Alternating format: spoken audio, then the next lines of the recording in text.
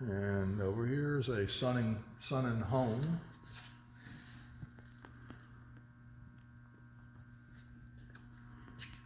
What is this thing right here? Pardon? This green 5130 thing. Oh, that's a pipe threader. Okay.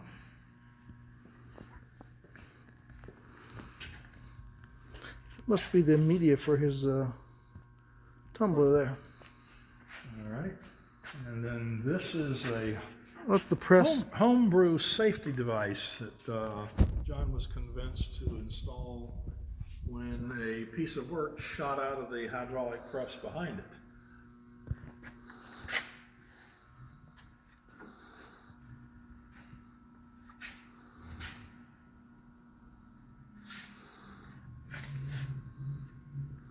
Another generic drill press.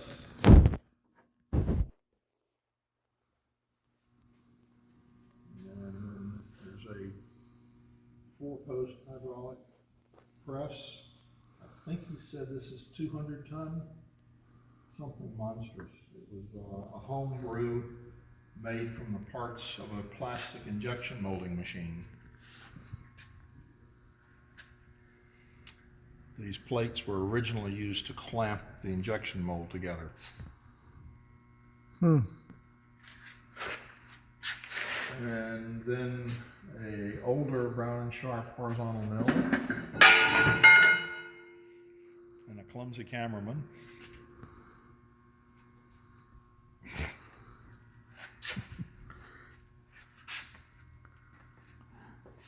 This blue thing is a That is a hoist? boom. No, it's a boom for a forklift. Your forks go in down there. Yeah. Got the back of this machine.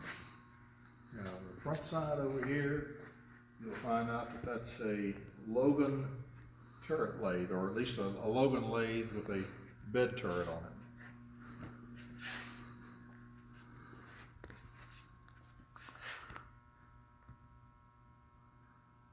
Okay, and then another smaller pipe threader, and then another more machine, and this one is a Jig Grinder. That's an E brand or E model.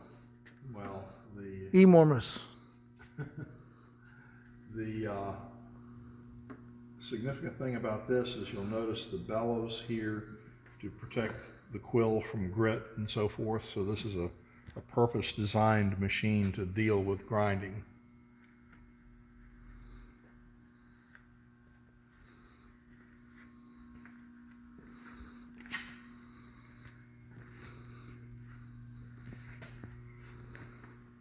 Okay, and here is a roughly the equivalent of a spindle sander, but it looks like it's for metal.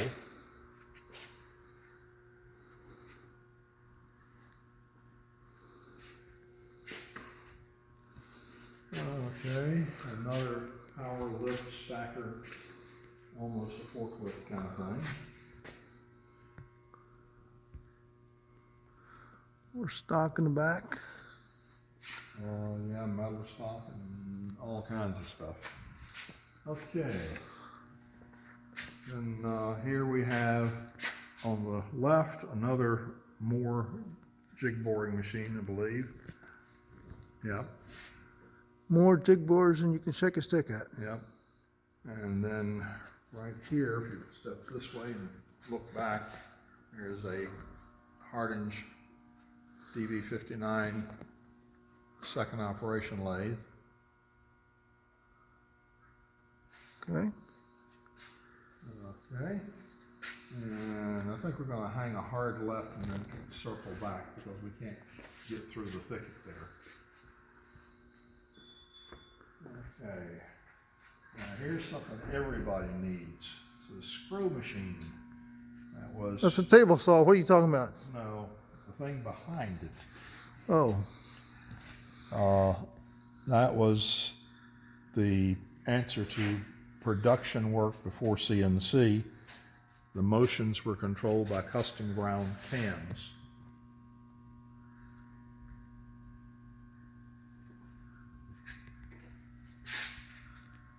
Another press. That's actually a punch or rivets that are one on the other. And what's this machine in the back here? This machine here is a Burke horizontal mill.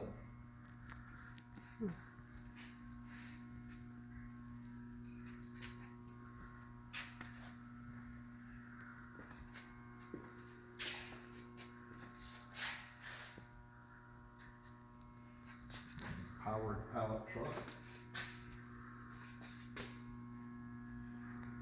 Okay. This is one of the machines he's been playing with recently and having a lot of fun. A large Cincinnati horizontal mill. And this one's got power and automatic everything on it.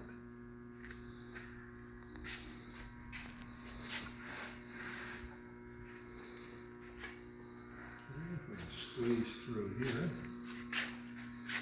See, right there, he's got a nice large screw compressor.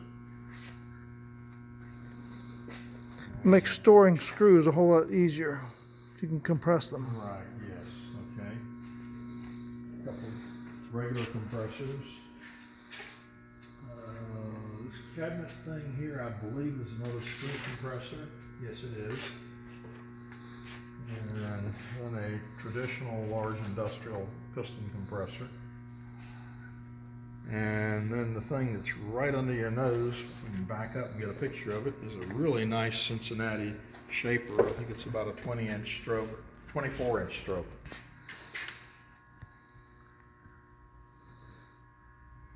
And I saw this puppy running the other day. Quite impressive. You would think it would move slowly. No, it moves fast enough. You better not be in its way.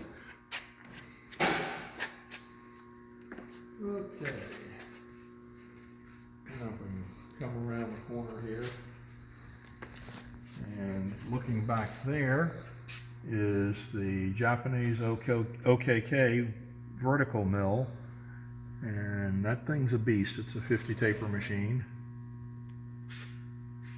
And then right under my nose here is an older Cincinnati vertical mill. Okay, and then over How about there, over here? well, let's get this guy while we're on mills. Turn to your left. Yeah. Another old Cincinnati mill there. Or no, that's an old Kearney Trekker vertical mill. Okay. Okay, now back to the machine you were at. Okay, this is a modest size iron worker, solid in operation, cool little machine. And then behind me, another Bridgeport. This one being unusual in that it's got a factory single phase 230 volt motor on it.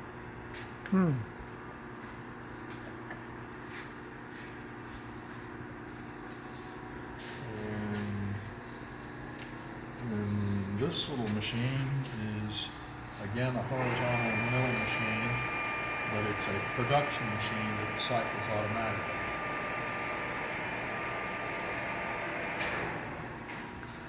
Okay. And squeeze into here.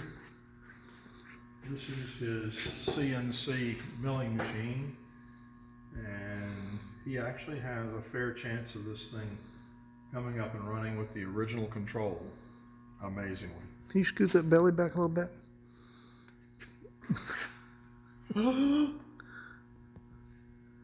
Okay, and one last little thing around the corner here is a small Swiss-style gearhead drill press and an arbor press beside it.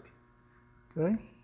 And I know we've missed some stuff, but This horizontal mill over here. we got that from the other side. That's Okay. the Brown and Sharp.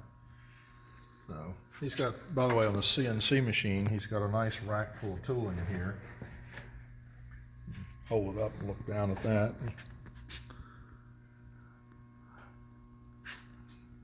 Okay, so I'm sure we missed a few things, but he'll get a feel for the scope of what he's accumulated here. So, and he's off, John is off hiding over there in a corner playing with his Cincinnati Oh, I mean, but it's plows and lathe.